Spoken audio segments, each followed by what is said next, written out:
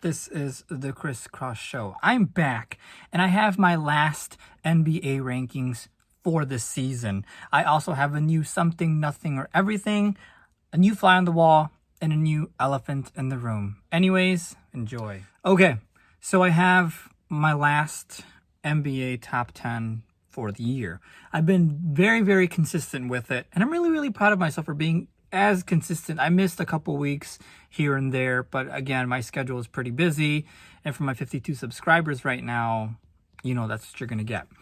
Anyways, let's jump into the rankings. So I think this team was in it briefly, maybe once or twice, and then got bounced out because they've had kind of a rocky season, which is the Dallas Mavericks. So Dallas Mavericks will be number 10 because they've been playing pretty good. They're 8-2 in their last 10. They came out of nowhere and took the 5th seed. They were like 10th seed, riding around 10th, 9th seed, 8th seed for the longest time, a couple games behind the Lakers for a while. And they jump out.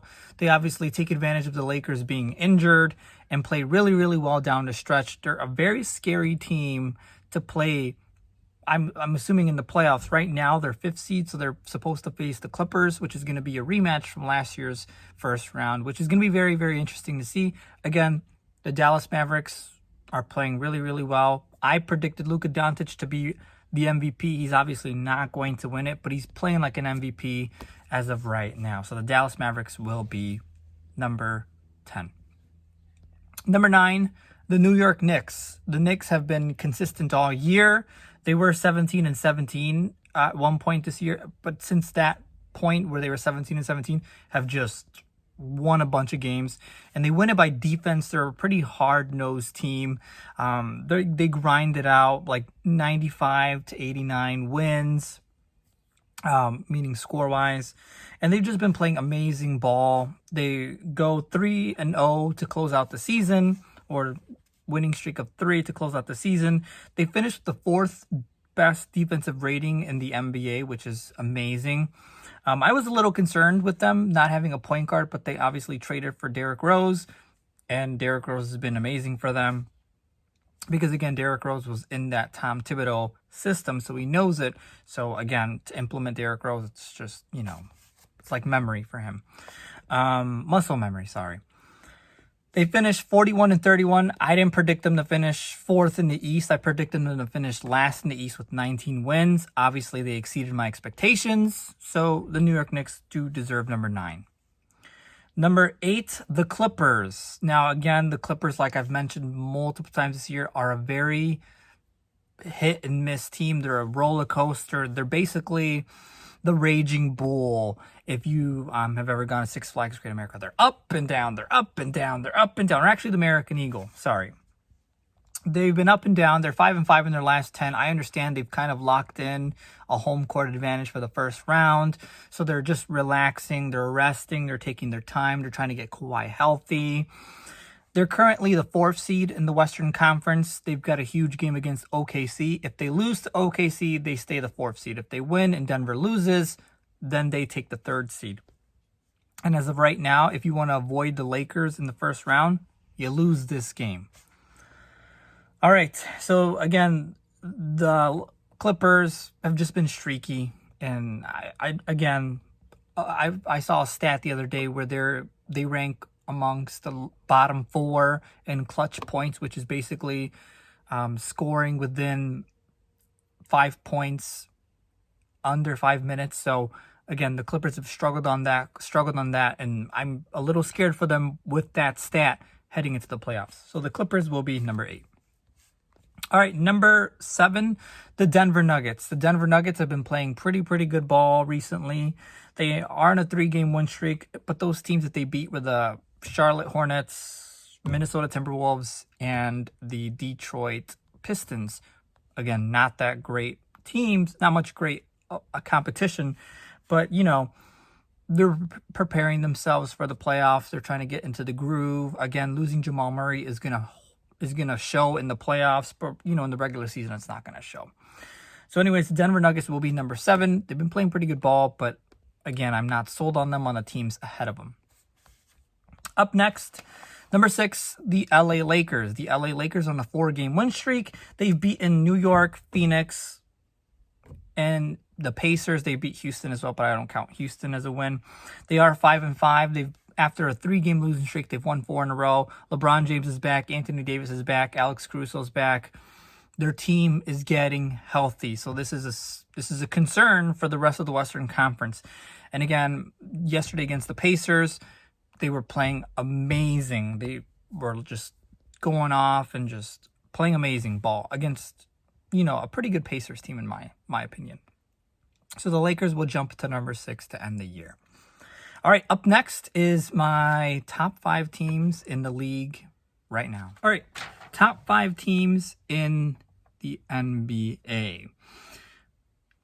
Number 5, the Brooklyn Nets. Now, the Brooklyn Nets are on a 4-game win streak, but again, those teams have been Denver and Chicago twice. Chicago's not going anywhere. They're not going to the play-in. They're not going to the playoffs in general. So, again, I have to take that win against Chicago with a grain of salt. Zach LaVine didn't play 1 of 2. So I have to take it with a grain of salt on that one.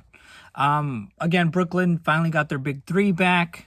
All healthy. Played 8 games together so far in this season. And James Harden's been there since game 10 for the Brooklyn Nets.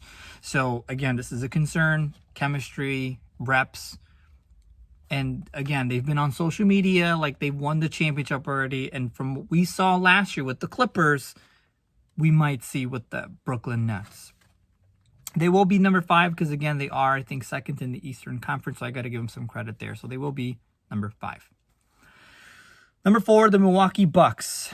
And I saw this crazy stat today. They are 11-0 against their division. So they've just dominated their division.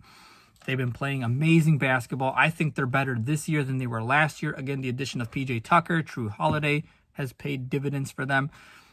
They are possibly going to face the Brooklyn Nets in the second round. So I want to see Giannis, again, develop a little bit more, play a little bit better. The 2 games that they had against Brooklyn last week, they've just dominated Brooklyn. So again, hopefully that translates into the playoffs because I'm really, really hoping for Milwaukee to take a jump here. That's why they are finishing number 4 for my final rankings. Number 3, the Utah Jazz. They're 7-3 in their last 10. Donovan Mitchell's coming back and Mike Conley's coming back from slight injuries. They've been playing pretty good basketball. Currently, they are the number 1 seed. They do need a win tonight to clinch that number 1 seed to possibly, hopefully, avoid the Lakers in the first round if the Lakers stay number 7th. So Utah is number 3 for me. Number 2, the Phoenix Suns. The Phoenix Suns are possibly going to finish with the best record in the Western Conference if Utah loses tonight. They've been playing pretty good basketball. At one point, they were like 9-8, and then they just went on a win streak, like a 10-game win streak, and then from there, Phoenix never really looked back. They are 7-3 in their last 10 games, and I don't know if I mentioned that before, but they've been playing pretty good ball. Again, my concern was a couple weeks ago, 2 weeks ago, when they lost to the Lakers. That was a little bit of a concern for me because I just don't know how they would match up against the Lakers, possibly in the first round. But overall, to sum up their season, amazing basketball. I mean, you already knew they were going to be great after their bubble performance, but Chris Paul, the addition of Chris Paul, the addition of Jay Crowder just really elevated that team to another level. So they will finish number 2 in my rankings for this year, or my last rankings for this year.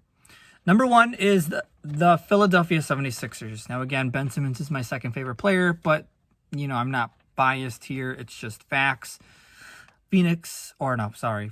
Philadelphia is 8-2 in their last 10, have been playing pretty good ball. No matter if they lose tonight, they clinched the number 1 seed because, again, they have a tiebreaker over the Brooklyn Nets. They've been playing pretty good basketball, consistent basketball all year. Joel Embiid's been pretty healthy. Ben Simmons and Joel Embiid, the connection of those two has been pretty good.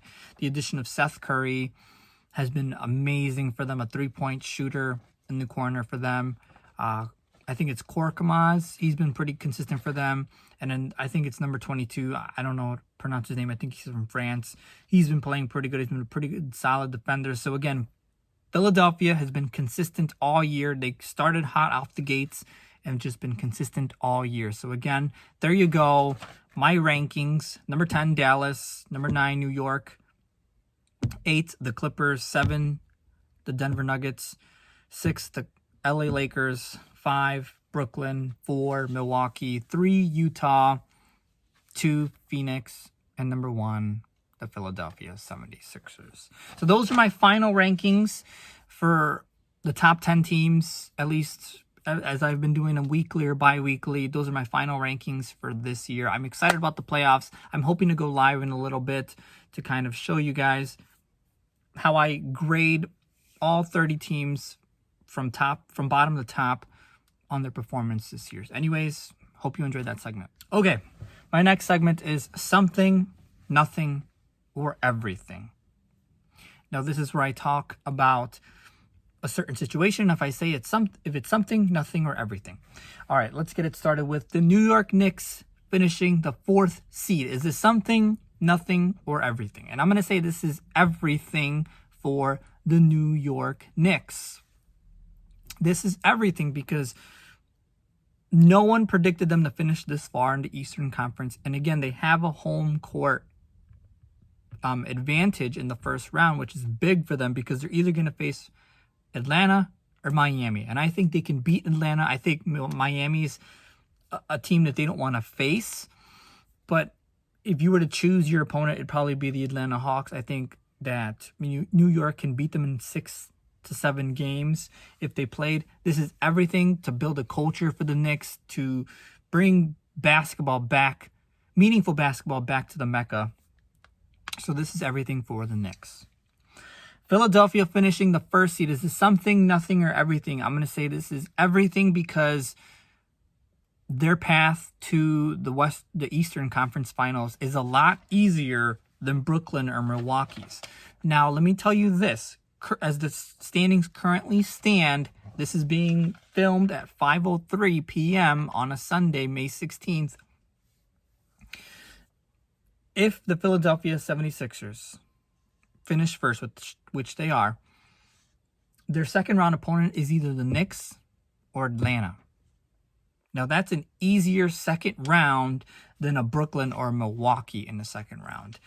This makes Philadelphia's path to the Eastern Conference Finals a lot easier. This gives them more reps. This gives the other teams that are going to face, this gives them either Brooklyn or Milwaukee who's going to face them in the Eastern Conference Finals, more of a dog fight. Because as of right now, Philadelphia will face either Boston, Washington, Indiana, or Charlotte. And I'm going to put my money that Washington's going to win their play-in game against Boston. So they're either going to face Boston, who's struggling, who doesn't have Jaylen Brown for the rest of the year, Indiana, who's struggled all year, and Charlotte, who's a really young team. The only veteran is Gordon Hayward, and I doubt he's going to play. So again, Philadelphia has a pretty easy first round. Then their second round is against the Knicks or Atlanta. So again, this is everything to finish number 1 in the Eastern Conference, especially when you got Brooklyn and Milwaukee in the 2nd and 3rd seed. So you want to avoid that dogfight in the second round as much as possible. So that way they're fresh. They sweep their first 2 rounds and they're just fresh, they're healthy. Meanwhile, the other teams are just dogging it out. So it is everything for the Philadelphia 76ers. All right, the Lakers being healthy, is this something, nothing, or everything? And again, I feel like I'm saying everything for everyone. It's everything for the Lakers because, again, this is big that they're all healthy. LeBron's back, AD's back, Jared Dudley's back, as crazy as that sounds. Alex Caruso's healthy. Andre Drummond's been playing pretty good. To have that whole team, that whole stacked team back together, it's just going to ensure that they're probably going to repeat. And having an abundance of players is good in the playoff series because you can be very versatile and just plug and chug everyone just like they did last year. So this is everything for the Lakers being healthy. All right, the Clippers can't close out games. Basically, they're bottom 4 in clutch points in under 5 minutes. Is this something, nothing, or everything? Now, I'm going to say this. This is probably something.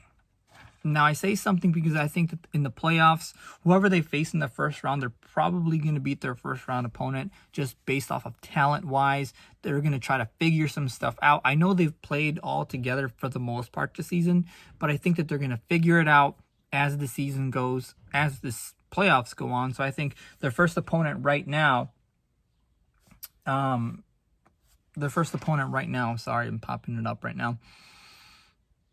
is the Dallas Mavericks. And I think the Dallas Mavericks will give them a struggle if they do face them in the first round. But I think it's good for them to kind of develop, to understand. Again, it's a playoff series, so everything's kind of scrutinized. So I think Dallas may expose them in clutch time, but I think that the Clippers will ultimately get through it. I think Kawhi Leonard is just too much of a good player to really just kind of sink in the first round like that. So this is something for the Clippers being bottom 4 in clutch points, at least in the season. Because again, during the regular season, you catch a team on a Tuesday night, sleeping. So I'm going to take that with a grain of salt. I think it's something. I'm not going to say it's everything, because I think in the playoffs, it's a whole different animal. And again, Kawhi Leonard is a proven player in the playoffs. Rajon Rondo is a proven player in the playoffs. So I think that this is something for the Clippers. All right, up next is Fly on the Wall. Okay, the Fly on the Wall. Now, this was actually said a couple weeks ago, and I'm barely getting to it because I like to do one Fly on the Wall a week. And I've missed this one because the last week was Scott Brooks, and then another week was something else. This one was Steve Kerr saying that the Warriors last year were easier to coach than the Warriors the previous year. Now, I'm going to play this video right now so you can listen to it, and then I'll give you my 2 cents on it. The second thing I wanted to bring up is Raymond alerted me to something. I did a podcast a few nights ago with Logan Murdoch, and I mentioned during the podcast that last season, in which we had the worst record in the league, was more enjoyable from a coaching standpoint than the previous season when we lost in the finals. And the context was basically that after the 5-year run that we were on, that 5th year was just an absolute bear. It was the stress level, 2 season-ending injuries during the finals. DeMarcus also had a serious injury that took him out of the playoffs for 6 weeks. We had all kinds of stress. The whole point of the conversation was the stress of the 5-year run compared to coaching a team of young guys that doesn't win many games, but is eager to learn. And I made the comment sort of offhanded that last year was more enjoyable than that previous season. And that was it. That was my comment. Okay.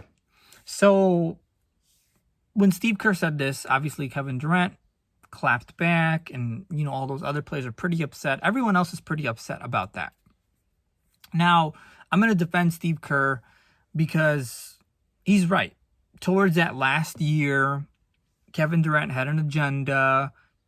DeMarcus Cousins was trying to get his ring. Steph Curry was trying to prove himself. And again, Draymond Green, after what he said that season to KD, was kind of struggling a little bit. So again, there was tension in that locker room. It wasn't so good. Yeah, they were talented, but again, Kevin Durant got injured. DeMarcus Cousins was barely coming back from injury. There was a lot going on. It was just shifting parts. And with that Warriors team last year, there was no expectations. It was just play for fun, develop players.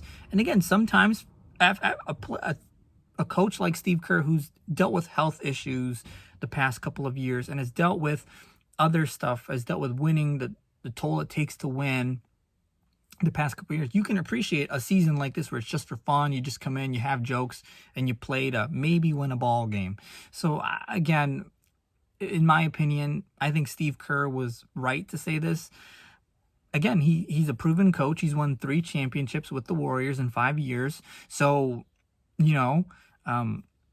obviously you're going to have a year where your players get injured after being in the finals for so long. So again, Steve Kerr, I'm gonna give you some props for that one. It took a lot of guts, especially because of, saying what you said, to kind of come out and say that about those players. Again, I feel like as a coach, I understand that, there may be a season where there's no expectations. You're just playing for fun, and it's fun to, just kind of hang out. So that's my 2 cents on Fly on the Wall. Okay, the elephant in the room. Now, this is my favorite one. This is my favorite one yet. So I was picking elephant in the room, and I was stuck between 2. I was stuck between obviously talking about the Lakers or talking about who should be the rookie of the year. Now, the elephant in the room is that LaMelo Ball should be Rookie of the Year. Now, a couple years ago, Luka Doncic had a hot start to his rookie season. It was just going off. Then Luka Doncic sat out a couple games, and then towards the end of the season, Trae Young made a push, and everyone was saying, "Oh, Trae Young." Luka Doncic ended up winning it because the obvious choice, Luka Doncic, right? He's a better player. He has a better trajectory to be a way better player than Trae Young.